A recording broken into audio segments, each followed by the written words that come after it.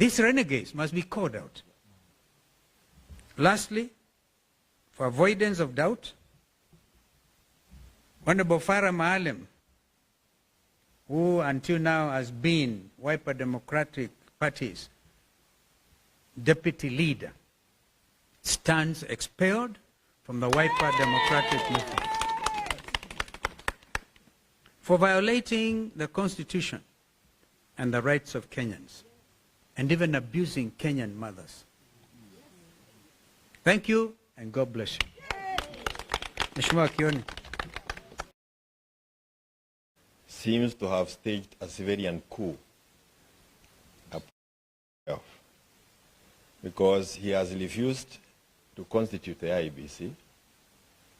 It's been confirmed here by Muturi that the abductions were really under his command, because he's the one who made the call and the young man was released. So if your son or daughter is released and you cannot get hold of William Ruto, what does that mean to us? We are on our own. When we have the likes of Sudi, Kamket, Kimani Ichung'wah, and Farah Maalim, allowing the utterances that we have heard from their mouths in the presence of William Ruto, and to the amusement of him, William Ruto, kwa sababu yeye ndiye alikuwa anapiga makofi kuliko wananchi wanapotukana watu. It means that the center is not holding, and we as Kenyans must heed the call that has been made by our leader, and we must prepare to do what the South Africans, the people of South Korea, have done. It is time for us to go and arrest William Samoei Ruto from State House, because we are on our own. Hakuna kitu kingine tunangojea, na hakuna Mkenya anangojea kuambiwa Ruto ni mbaya. Wanajua ni mbaya kukuliko wewe mwenyewe. Hakuna jambo unaweza sema kwamba anaweza saidia sisi nalo. It is upon us to organize ourselves and get Ruto home, as leaders na sisi wote wa Kenya.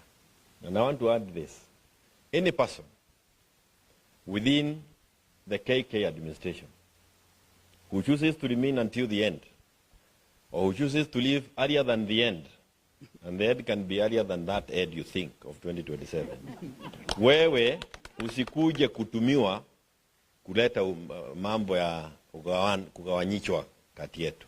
Come, join us, so that we are one unit that is ready to remove Ruto. Usije kuanza kuleta mipango ingine mpya, kwa sababu you will have confirmed that you are actually an agent of William Ruto, na utakuwa ukimsaidia kutimiza yale akina Kamketu wanasema. If somebody says that he can extend the life of the presidency, na president mwenyewe amekaa hapo na hayasema chochote, you need to know there is something more than is catching the eye. Lakini Kenyans have resolved, you are not going to intimidate any of us, any of the Kenyans, that enough is enough. Na wakati wa kwenda ni sasa, na kama sio sasa ni sasa hivi. Asante sana. Well done. Any questions? Yes, sir. You introduce yourself, and then we take it up. Yes, sir. Yes.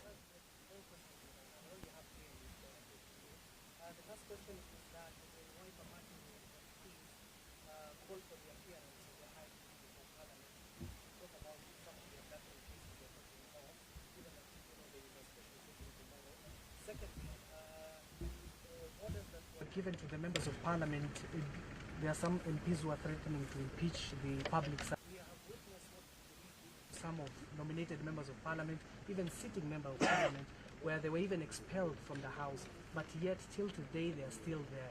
So how different will it be for Farah Maalim? Okay.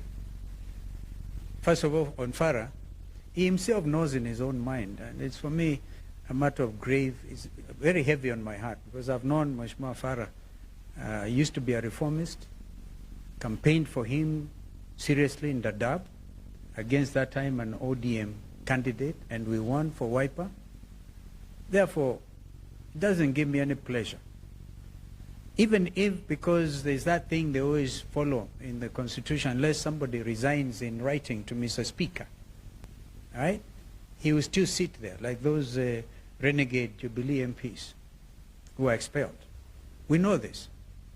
But beyond that, if you talk about the 13th Parliament, I repeat my earlier comments, that Parliament was impeached by the people of Kenya, led by the Gen Zs, on the 25th of June last year. So they lack moral authority to do anything. If the Wiper MPs were not in the majority, but a very strong, solid team, we even stood against impeachment because they said, they heard what Kenyans were said, kufa driver, kufa makanga.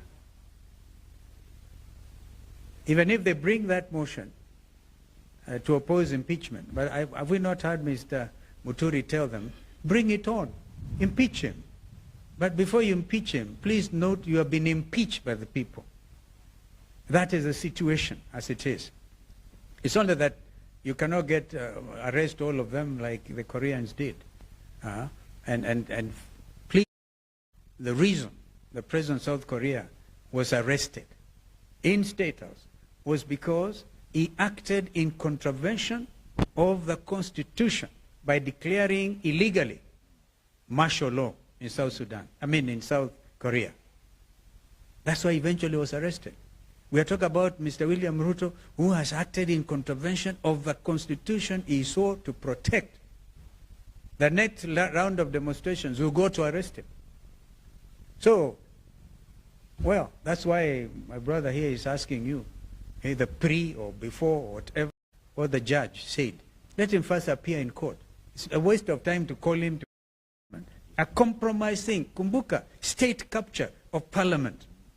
State capture of the economy by Andani. And we led by the front, we led that from the front. We went to court, and William Ruto was forced to cancel those Adani deals, but there are some still standing. Like the health sector is still state captured by Andani. We know these things. So there's a lot of work to be done. Yes, sir. Oh, another Kimani Ngunjiri. Yeah, we know one. Yes, sir. Yeah.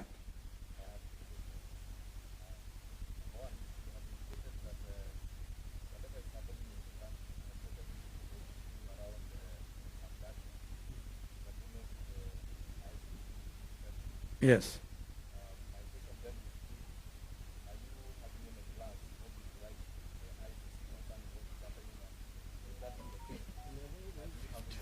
Bwana Ngunjiri, Kenyans have gone ahead of me and ahead of us. 55,000 of them have directly petitioned the International Criminal Court. So this is serious, and I really am very proud to be a Kenyan at this time, because nobody is going to mess you up, ukiona. Nobody is going to preach fear to you. Nobody is going to even abduct you and think you are subdued, right? So, and I hope, by the way, before the 27th, the Mlolongo 4 will have been produced as well. And since it's Mr. William Ruto who makes the calls and they are released, let him also make another call, release them.